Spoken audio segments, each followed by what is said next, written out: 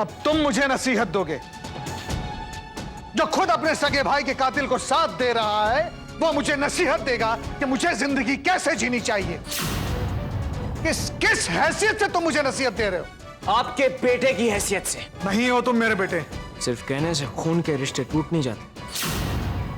आज तक हम जो भी कुछ गलती करते थे तो आप हमें डांटते थे ताकि हम वो गलती दोबारा ना करें, लेकिन आज खुद आपने इतनी बड़ी गलती की, तो एक बेटे के नाते मैं जानना चाहता हूं कि आपने ऐसा क्यों किया। आपको मेरे सवाल का जवाब देना ही होगा पापा। नहीं देना मुझे तुम्हारे सवालों का जवाब। यह घर मेरी बदौलत चलता है। इस घर में मैं किससे मिलता हूं, क्यों मिलता हूं, क्या करता हूं, यह सब जानने पूछने का हक तुम्हें नहीं है। और दूसरी बात, सुषमा के बारे में मुझसे कभी कुछ पूछना मत। मेरा उससे कोई वास्ता नहीं। ये क्या कह रहा है तू? जरा अपनी हालत देख, क्या से क्या हो गया है।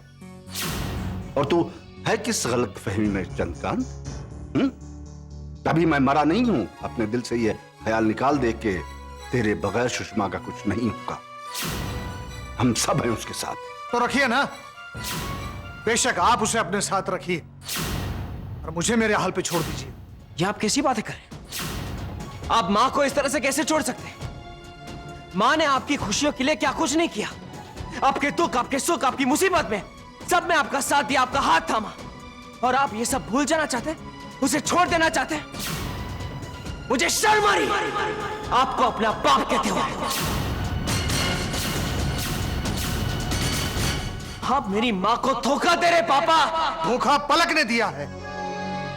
इसी की वजह से मैंने अपने बेटे को खोया। ये नहीं चाहती कि इस घर में सुख शांति बनी रहे, और ये सब तुम नहीं समझ पाओगे क्योंकि तुम दुनिया को इसकी नजरों से देखते हो। जादू कर दिया इसने तुम पर। पूरे घर को बर्बाद करके रखेगी ये। दादी, आप क्यों यहाँ आई है? आप अंदर जाइए, आपकी तबीयत ठीक नहीं है। नहीं पलक, बहुत हो गया। आखिर हर बात की एक हद होती है।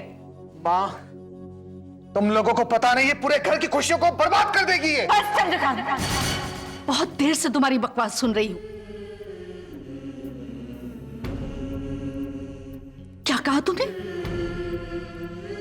ये पलक की वजह से हुआ है सब कुछ? अरे इस बच्ची ने इस घर के लिए जितना बर्दाश्त किया है, जितना सहा है, उसके लिए तो ये घर हमेशा कर्जदार रहेगा उसका। कैसे इंसान हो तुम?